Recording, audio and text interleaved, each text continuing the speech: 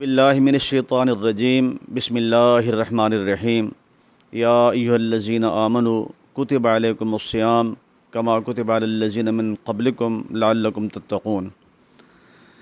اللہ تعالیٰ کا لاکھ لاکھ شکر ہے کہ اس مالک نے ہمیں ایک دفعہ زندگی میں پھر یہ صیام و قیام کا مہینہ نصیب فرمایا جو برکتوں سے رحمتوں سے بھرا ہوا ہے، اور بتایا گیا کہ تم پر روزے فرض ہیں جس طرح پہلے امتوں پر فرض تھے۔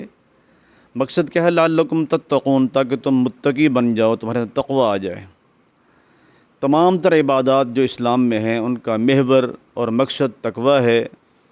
قربانی کو دیکھیں، لن ینال اللہ لحومها ولا دماؤها، اللہ کو قربانی کے گوشت اور خون کی ضرورت نہیں ہے، اس کو تقوی مطلوب ہے۔ ایسے ہی فرمایا اعدلوا اقرب للتقوی، انصاف کرو، اس بات کا نام تقوی ہے۔ لباس کی باری جب بھی کہا یا بنی آدم قد انزلنا علیکم لباسا یواری سوآتکم وریشا ولباس التقوی، اللہ کو لباس بھی تقوی والا پسند ہے۔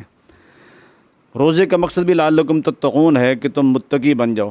آج 15 روزے گزر چکے ہیں، تو ہمیں آج اپنا محاسبہ کرنا ہے کہ کیا 50% تقوی ہمارے اندر آ گیا ہے۔ اگر آ گیا ہے تو ذہن نصیب بڑی خوش قسمتی ہے، اور اگر نہیں آیا تو ہمیں سوچنا ہے آخر مقصد جو بیان کیا گیا تقوی، اور تقوی کس بات کا نام ہے؟ انسان گناہوں سے بچ بچ کے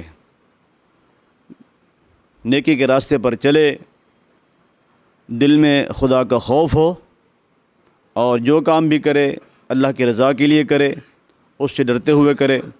یدعون ربہم خوفا وطمعا، اس کا ڈر بھی دل میں ہو اور طمع بھی ہو کہ اللہ ہمیں اجر جزیل سے نوازے گا جو اہل ایمان کے لیے تیار کیا ہے۔ تو اللہ سے دعا کرتے ہیں کہ رب العالمین صحیح معنوں میں ہمارے دلوں میں تقوی پیدا فرمائے، اور روزے کا جو مقصد بیان کیا گیا ہے اللہ روزہ رکھنے کی بھی توفیق دے، اس کے تقاضے پورے کرنے کی بھی توفیق دے، اور ہمارے دلوں میں تقوی اور اپنا خوف پیدا فرمائے۔ اقول قولی ھذا۔